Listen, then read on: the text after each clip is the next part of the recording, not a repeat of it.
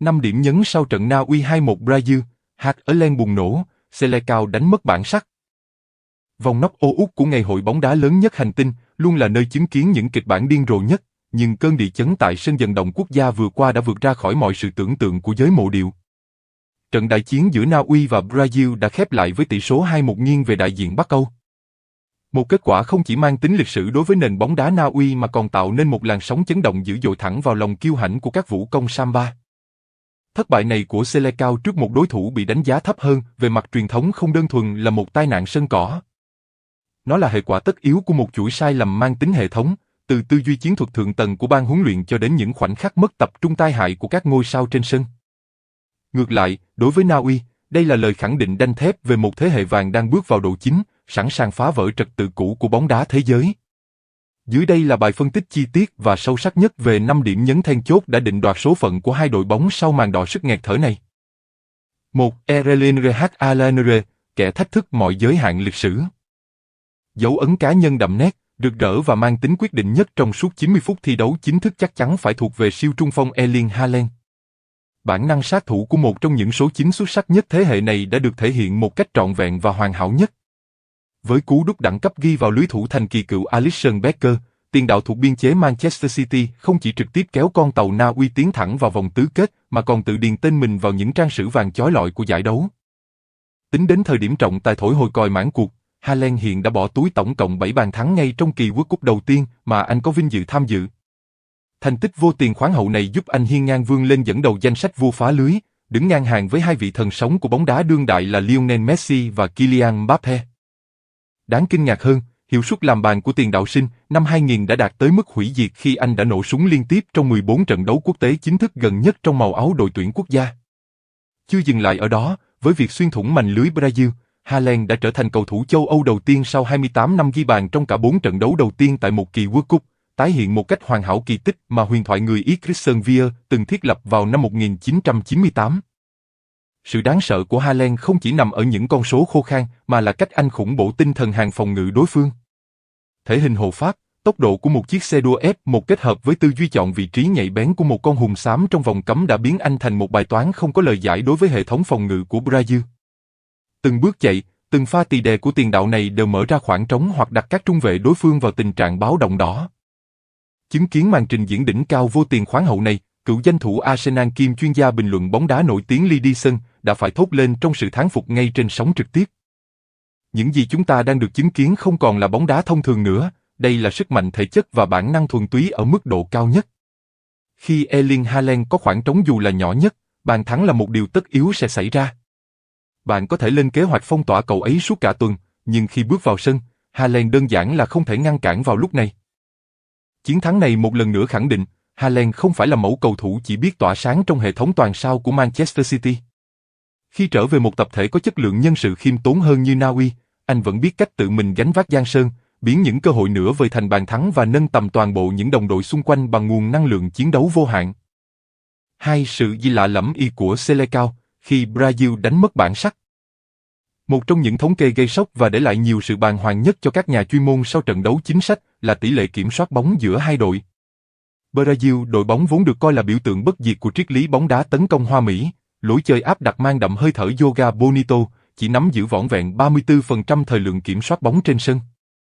Theo các đơn vị thống kê thể thao uy tín, đây chính là con số thấp nhất, một kỷ lục buồn của Seleção tại một kỳ World Cup kể từ khi các dữ liệu Opta bắt đầu được ghi lại một cách chi tiết. Ngược lại, Na Uy, đội bóng vốn luôn bị đóng đinh với lối chơi thực dụng phòng ngự phản công của khu vực Bắc Âu, lại hoàn toàn làm chủ thế trận, tự tin cầm bóng triển khai phối hợp và áp đặt lối chơi lên đối thủ với 66% quyền kiểm soát bóng. Sự đảo ngược vị thế đầy trớ trêu này bắt nguồn từ chính tư duy tiếp cận trận đấu sai lầm của ban huấn luyện Brazil. Lối chơi mà chiến lược gia lão luyện Carlo Ancelotti áp dụng cho Brazil trong trận đấu này đã phải nhận một làn sóng chỉ trích dữ dội từ giới truyền thông quê nhà. Thay vì sử dụng chất lượng kỹ thuật vượt trội của các học trò để chiếm quyền kiểm soát khu trung tuyến, ông lại chủ động yêu cầu các cầu thủ kéo thấp đội hình, dựng lên một bức tường vàng phòng ngự lùi sâu bên phần sân nhà nhằm bóp nghẹt không gian chơi bóng của Na Uy và rình rập thời cơ phản công. Tuy nhiên, sự thực dụng và thận trọng quá mức này đã phản tác dụng một cách tai hại. Tuyến giữa của Brazil gồm những tiền vệ có xu hướng sáng tạo đã hoàn toàn bị bóp nghẹt trước lối chơi áp sát, giàu thể lực và không ngại va chạm của các tiền vệ Na Uy. Việc không thể giành lại bóng và triển khai bóng một cách mạch lạc từ tuyến dưới đã khiến cự ly đội hình của Brazil bị chia cắt hoàn toàn. Hậu quả là các ngôi sao tấn công thượng hạng ở phía trên, những người có giá trị chuyển nhượng hàng trăm triệu euro như Vinicius Junior hay Gabriel Martinez, hoàn toàn bị cô lập trong tình trạng đói bóng trầm trọng. Họ không có không gian để thực hiện các tình huống đi bóng tốc độ sở trường, không có sự trợ lực từ các vệ tinh xung quanh và dần biến thành những bóng ma vật vờ trên sân suốt cả trận đấu. Đây rõ ràng là một thất bại nặng nề và toàn diện về mặt chiến thuật của huấn luyện viên Carlo Ancelotti. Brazil sở hữu trong tay một thế hệ cầu thủ có chất lượng nhân sự đồng đều và vượt trội hơn hẳn đối thủ, nhưng họ lại tự trói chân mình, chọn cách tiếp cận lép vế và bạc nhược của một đội bóng cửa dưới để rồi phải nhận cái kết đắng. Bản lĩnh của tấm khiên Adriano Enielane.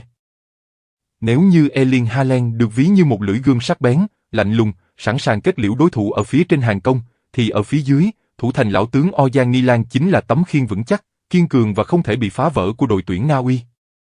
Khi trận đấu khép lại, các con số thống kê chuyên sâu từ ban tổ chức đã chỉ ra một nghịch lý vô cùng lớn khi đội tuyển Brazil kết thúc trận đấu với chỉ số bàn thắng kỳ vọng lên tới 2.75.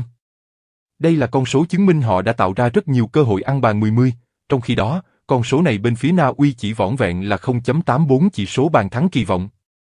Thế nhưng, bảng tỷ số thực tế trên sân lại hiển thị kết quả 2-1 nghiêng về phía đại diện của Bắc Âu. Sự chênh lệch kỳ lạ và đầy nghiệt ngã này được tạo ra không gì khác ngoài phong độ xuất thần, mang tính chất lên đồng của thủ môn Orjan Nilan. Trận đấu này chính là sân khấu tôn vinh bản lĩnh và kinh nghiệm dày dặn của người gác đền này. Khoảnh khắc rực rỡ và mang tính bước ngoặt đầu tiên của Nilan diễn ra ngay trong hiệp 1.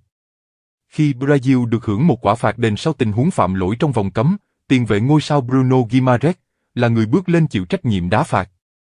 Đối mặt với áp lực tâm lý khủng khiếp, Nilan đã có một pha đổ người chính xác như một chiếc máy lập trình, cản phá thành công cú dứt điểm hiểm hóc của tiền vệ đối phương.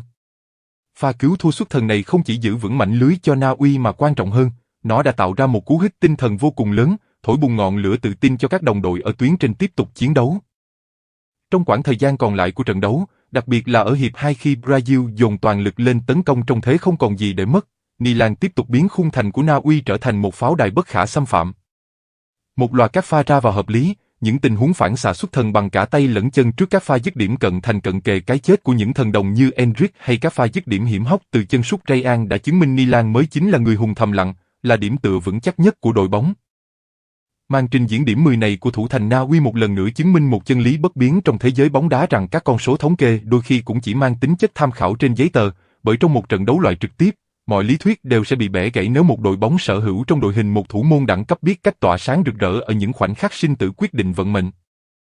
4. Sai lầm cá nhân mang tên Gabriel Emerald Has. Bên cạnh sự lép vế về mặt chiến thuật tổng thể, thất bại của Vũ Công Samba còn có sự đóng góp trực tiếp và tiếp tay không nhỏ từ những sai lầm cá nhân mang tính hệ thống nơi hàng phòng ngự, mà tâm điểm của sự chỉ trích không ai khác ngoài trung vệ Gabriel Magalhaes. Được kỳ vọng sẽ là chốt chặn đáng tin cậy nhờ kinh nghiệm chinh chiến đỉnh cao nhiều năm tại giải Ngoại hạng Anh, tuy nhiên trung vệ này lại có một ngày thi đấu thảm họa, dưới mức trung bình. Ngay ở bàn mở tỷ số của Na Uy, Gabriel đã mắc một sai lầm mang tính sơ đẳng về mặt tư duy phòng ngự của một trung vệ. Trong một tình huống treo bóng không quá hiểm hóc của đối phương, đá tản thuộc biên chế Arsenal đã hoàn toàn mất phương hướng trong việc chọn vị trí và ước lượng điểm rơi của trái bóng. Anh đứng sai vị trí, tạo ra một khoảng cách an toàn tai hại lên tới 5 mét đối với Erling Haaland.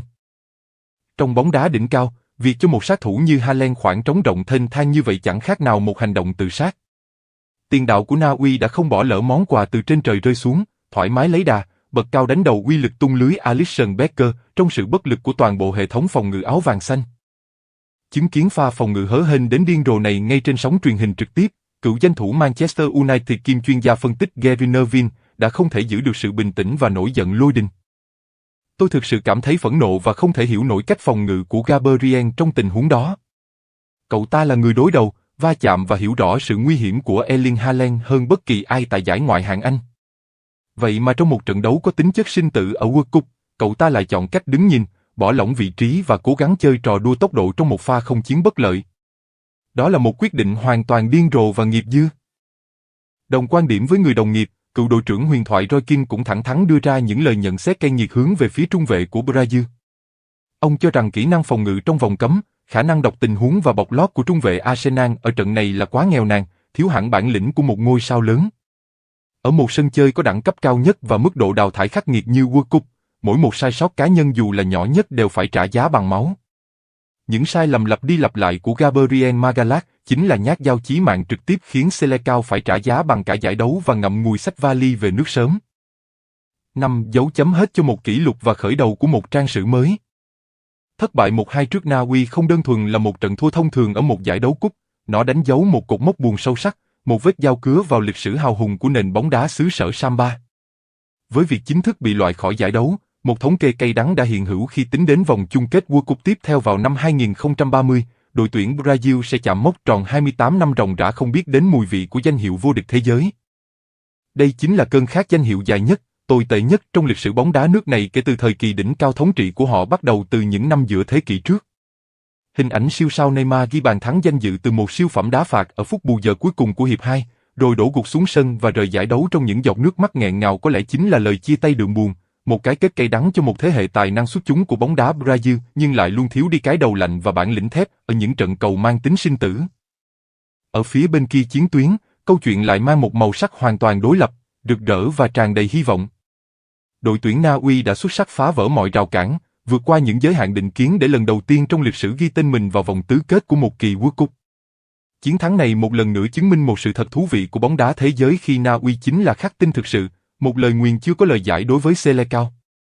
Họ tiếp tục duy trì thành tích vô tiền khoáng hậu khi là đội bóng duy nhất trên thế giới bất bại trước Brazil trong cả 5 lần đối đầu lịch sử giữa hai quốc gia, bao gồm cả các chiến thắng oanh liệt và những trận hòa kiên cường trong quá khứ. Với một Erling Haaland đang ở độ chín rực rỡ nhất của sự nghiệp đỉnh cao, kết hợp cùng một tập thể được tổ chức một cách khoa học, gắn kết chặt chẽ và sở hữu một kỷ lục thép, đội tuyển Na Uy giờ đây đã không còn là một hiện tượng ngựa ô mang tính nhất thời, một đội bóng đi sâu nhờ may mắn. Họ đã chính thức vươn mình, hiên ngang đứng vào hàng ngũ các thế lực mới của bóng đá đương đại, sẵn sàng thách thức và lật đổ bất kỳ ông lớn nào trên hành trình chinh phục đỉnh cao vinh quang của bóng đá thế giới. Trang sử mới của bóng đá Bắc Âu đã chính thức được mở ra từ chiến thắng vang dội này.